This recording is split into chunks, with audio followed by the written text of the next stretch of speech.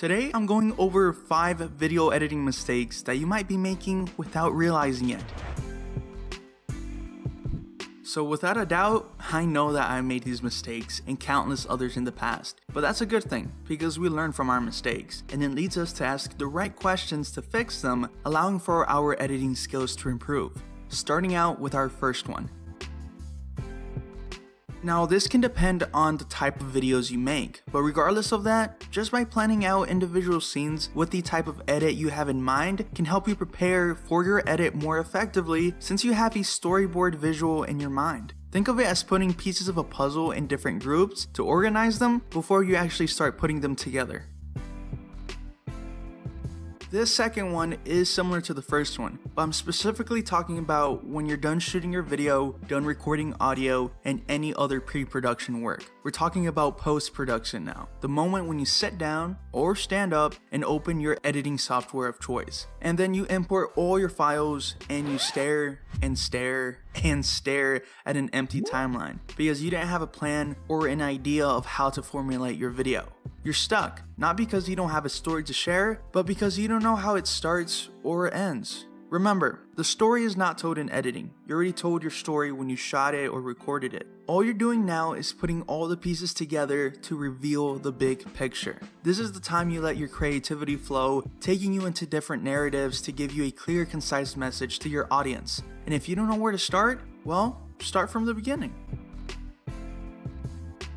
Choosing the right music can be an incredibly daunting task, especially if you're adding certain elements into your video where different music is required. Having the right background music can either break or make your video. I'm telling you, the type of music you choose will set the tone and mood of that scene, so you want to be sure you're considering all your options when adding music. Not including the fact that it takes time to learn how to add the right audio settings in your music, knowing about gain and volume, making sure it's not overpowering your own voice, knowing how to loop the music if you're just using one track, and so much more. It's not an easy task, but when you do it right, the results are worth it.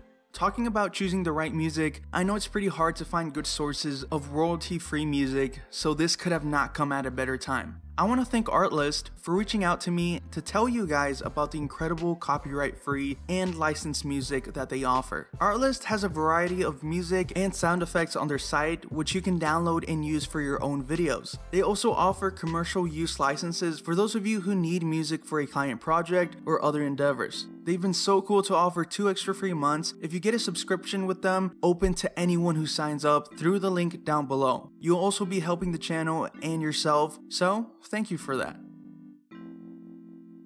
I'm not gonna lie, this is a big one. I've done it a lot in the past too, only because it's so easy to get caught up in all the editing and adding some new fancy transitions, cuts, effects, etc. But that's the problem. By adding too much of these little details, it oversaturates your video, causing your audience to get distracted, and it undermines the message or purpose behind your video. This can also cause the misuse of certain editing cuts, transitions, or techniques. You can be adding too much of one thing at the wrong time in the video. Think of these tools as supporting details when writing an essay. You don't want too much fluff, but you do want your details to support and bring a positive impact to emphasize a certain point or emotion that you're trying to convey.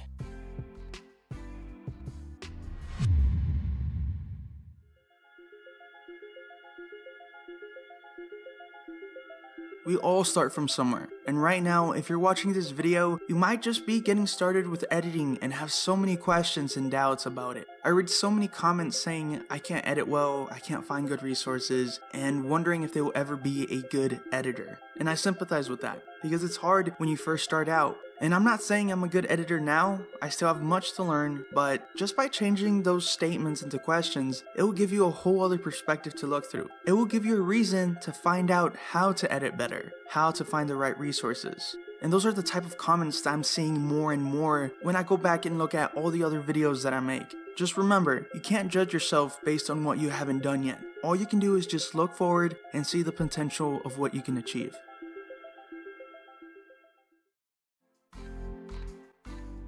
Well, I think I just used my weekly limit of quotes and analogies, but I truly hope that this helps any of you and gives you the motivation that you need to finish editing that video or get started on another one. I also want to thank Artlist once again for reaching out and giving you those cool 2 extra free months that you guys can use. But that's been it for today. If you have any questions or suggestions for any future videos, let me know. But thank you for watching, and I'll see you in the next one.